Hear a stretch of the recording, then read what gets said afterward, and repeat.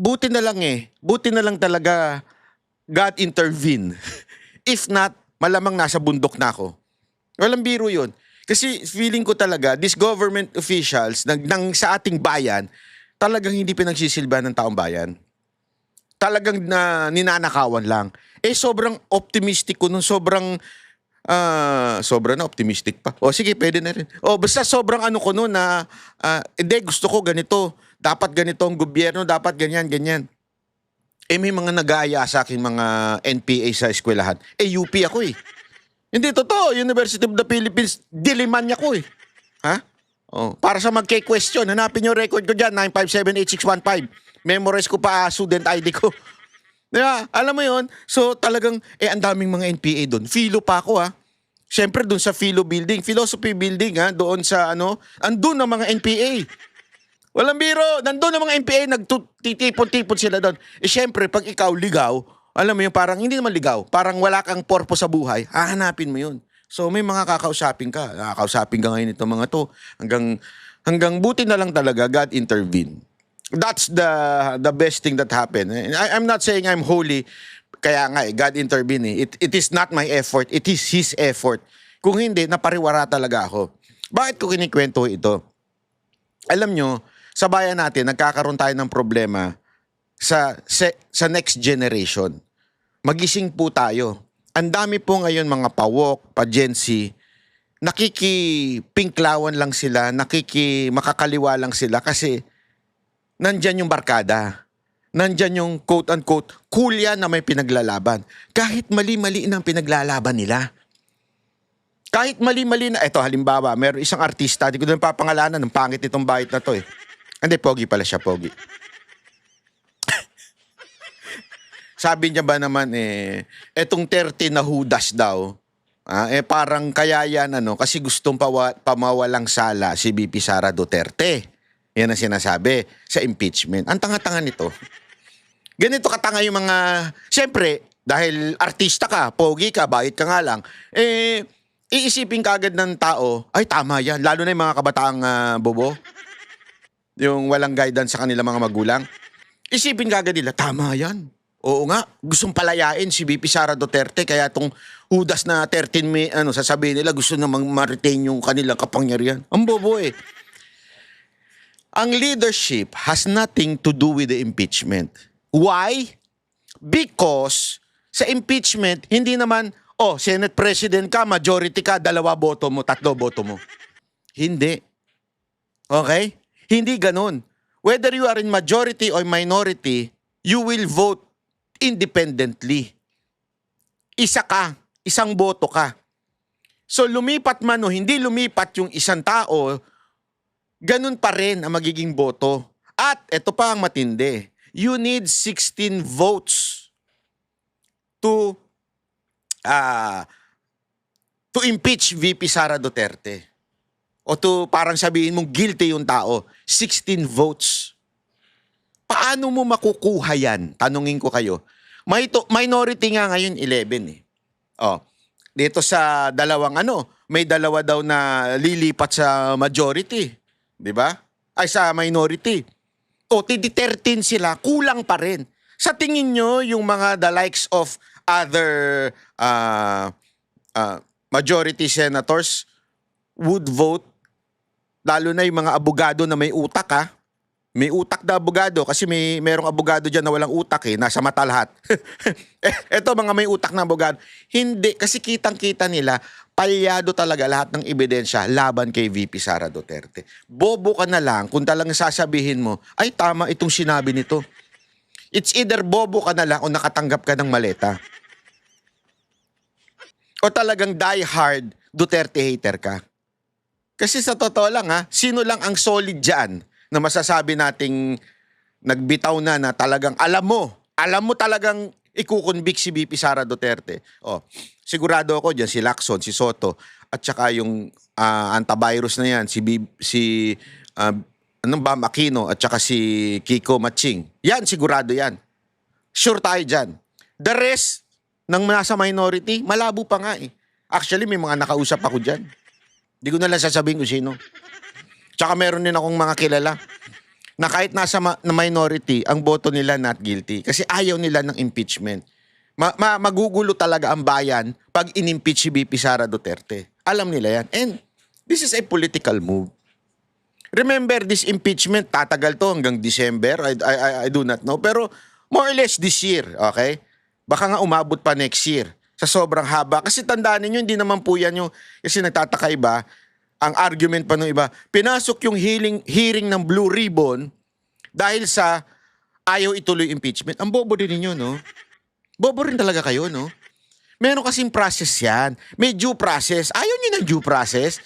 Bibigyan ng 10 to 15 days, depende yan sa decision ng impeachment court, na sumagot si ganito, magpresenta si ganito. May mga ganyan eh. Hindi yan yung, impeachment na, opo ka na, ikaw na, dito ka na. Hindi ganun yan. Hindi hearing yan. Trial yan. Court yan. Pag sinabi mong court yan, may mga due process yan. May binibigay na 10 days sumagot. Tandaan ninyo, 2 ata yung parang article na pinasasagot. So, may bilang yan. It has nothing to do with the Blue Ribbon Committee hearing sa flood control. And as a matter of fact, nauna yun. Sasabihin kasi, sinasabi nila, kaya daw in-announce ni Senator Cayetano yung hearing sa June 4. Dahil gustong i-delay yung sa impeachment. Tanga. Whether may June 4 o wala, talagang may time.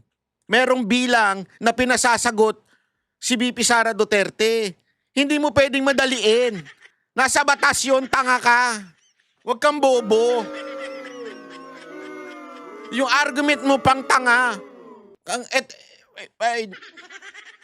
Lalo na kasi mga artista nagmamagaling eh. Alam mo, stick to your area. Magaling ka magpatawa. Magaling kang magdrama. Diyan ka na lang. Huwag ka na makisali. Wala kang alam. Sa TikTok, yung may influencer dyan na meron akong binanatan dyan eh. Talagang kinomentohan ko pa siya. Sabi ko sa kanya, huwag ka na makialam. Alam mo, maganda yung Kamote series mo. Kilala mo kung sino kang animal ka. Yung Kamote series mo, panalo kahit minsan sablay. Pero totoo, panalo yung kanyang mga sinasabi doon sa mga kamote na sasakyan o rider. Maganda yung pambabash na ginagawa niya doon. Kasi talaga naman mapakaraming kamote. Pero nung pumasok na siya sa politika, may isa sang video na pumasok sa politika, ang tanga-tanga. Alam mo, hindi kasi porket, halimbawa, bigyan ko kayo ng example, kayo mga TikTok influencer na bobo pagdating sa politika. Bigyan ko kayo ng example. I-google ninyo. Dapat kung ikaw ay vlogger o influencer, dapat stick to your niche. Kung ano yung niche mo, doon ka na lang, huwag kang lilipat. Delikado yan. Bakit? Halimbawa, doktor. Napakagaling magpagaling ng tao. Di ba? Pinipilahan. Tas lagi pang late sa clinic. Pero pinipilahan siya. Ang galing niya kasi. Nadadali niya lahat ng sakit, talagang napapagaling niya. May mga ganun doktor eh. Ako, meron akong doktor dating ganun eh. Pag may tonsillitis ako, yung meron ako dito sa pagpunta ko sa kanya, wala na kagad. Ganun kalupit yun. Hihigupin lang niya lahat ng plema ko sa ilong. Hindi totoo, bigyan yung doktor, magaling. Pero imagine mo yung doktor na yun, sabihin niyang, ako, pupunta ako ng korte. Ako magtatanggol sa'yo. Ako ang lalaban sa kaso mo. I mean, kahit magaling yung doktor, hindi ibig sabihin magaling siya sa korte. So, ganun din yung mga influencer at saka mga artista. Huwag kayong hirit ng hirit. Kung gusto ninyo talagang pasukin ng politika, pag-aralan ninyo. Alamin ninyo yung proseso. Alamin nyo yung pasikot-sikot at argumento. Hindi yung saksak ay nasaksak dito. Nakikinig lang kayo doon sa mga tanga. Kaya nga sinasabi kong paulit-ulit ito eh. One tip sa mga gusto maging political, influencer, vlogger, or whatsoever. I think siguro naman meron akong authority to give you an advice. Ito lang, pag-aralan nyo lahat ng anggulo. Huwag lang kayo maiwan do sa bubbles nyo. Kasi ang tendency pag political vlogger ka, makikinig ka lang doon sa mga same kayo ng pananampalataya sa buhay. Pakikinggan mo lang. Mawawala yung argumento eh. Kailangan basahin mo rin yung mga may punto naman. Sensya na, tumatalsik daw. Yung may punto naman sa kalaban. Meron talagang taing argumento. Huwag nyo nang pakinggan yun, walang kwenta yun. Lalo na yung mga mapapanghi. Pero doon sa mga may punto naman, kaya lang medyo may nagkamali, alamin nyo rin. As a matter of fact, ang ganda nga pwede nyo ang tanongin si ChatGPT. Ito yung ganito yung aking gusto. Ito yung sa pananaw ko dahil sa ganito. Makipag-usap kayo dyan. Minsan mali, pero makipag-usap kayo. Sabihin mo, ano ba yung argumento ng iba? Ano ba yung iba pang mga argumento tungkol dito? Titingnan nyo ngayon. Tapos titingnan nyo ngayon yung mga kalaban na nagsasabi ng argumento. Kasi malay nyo may tama sila. Yung iba may tama sa utak, pero minsan may tama rin. Tingnan ninyo. Di ba? Kaya nga sinasabi ko lamang po, bakit ko ito inaano? Wala lang, gusto ko lang pag-usapan. Bakit ba? Hindi, kasi alam mo, maraming issue na nangyayari ngayon. Halimbawa, yan yung sinasabi ng artista na kaya daw pinalitan ang leadership dahil dito sa impeachment. Huwag kang tanga. Halimbawa, si JB Ejercito nasa minority. Publicly, sinabi naman niya ayaw niya ng impeachment. Nag-comment pa siya sa isang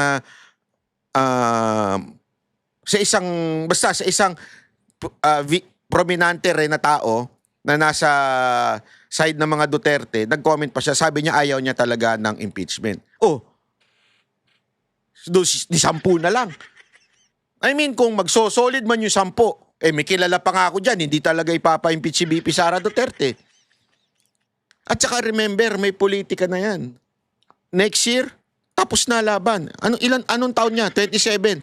Last year na. At ito pa matindi. Ito. Ipapakita ko lang sa inyo para maunamaan ninyo. Sobrang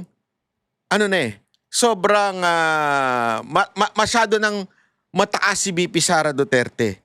Sa matter of fact, sabi nga nila pangit man gamitin pero ito talaga suicide ang magpa-endorse kay Marcos.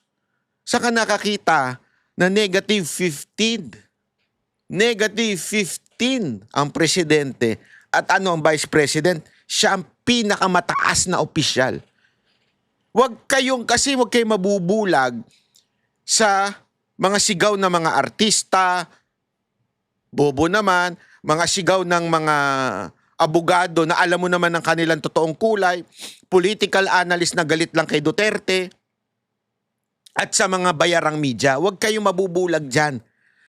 Kami ang boses ng masa, hindi natatakot. Katotohanan lang, di kami nalulunod. Walang bahid ng sismis, lahat ay totoo. Kahit sino ka pa, pag mali ka babanatan ka. Walang pinipili kulay, wala kaming kinikilingan. Basta para sa bayan, kami lalaban. Pag tama palakpakan, pag mali banatan. Di matitinag, di matatakot, para sa bayan tuloy ang sigaw. Sa harap ng kamera, walang halong takot. Mga baluktot, lahat kayo'y tutumba. Ang hustisya at totoo, yun lang ang mahalaga. Kahit sinong harang, di kami matitinag. Walang pinipiling kulay, wala kaming kinikilingan.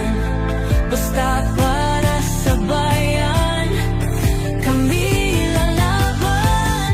Pag tama palakpakan, pag mali banatan. Di matitinag, di matatakot, para sa bayan tuloy ang sigaw.